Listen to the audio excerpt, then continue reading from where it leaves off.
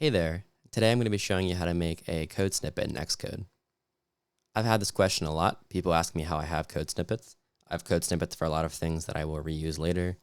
So for example, the most basic example I have is this show alert controller function. So if I type S alert, it comes up with that and I can hit enter and it fills that whole thing out for me. So today I'll be showing you how to do that. Okay, so the first step is to highlight the code you'd like to create into the snippet. So in this example, if I was wanting to make this a code snippet, I would go from the very bottom and make sure I have everything highlighted. Next, I'll right click and go down to create code snippet. Go ahead and click on that. Now this is what the snippet will be called. Make sure you give this a descriptive name. So maybe something like show alert controller. It could be anything you want. This is going to be the summary.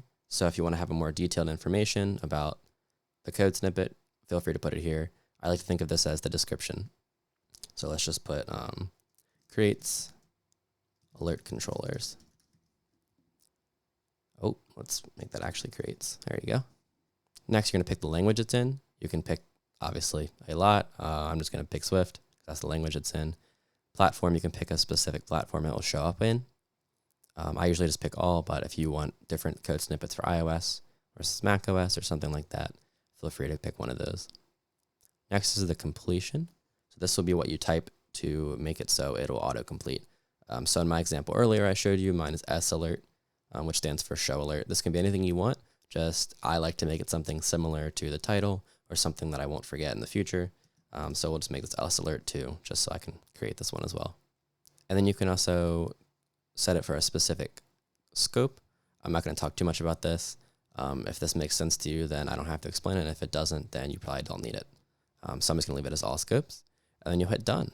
Then if you go here and type S alert 2, you can see that it shows up and it autocompletes.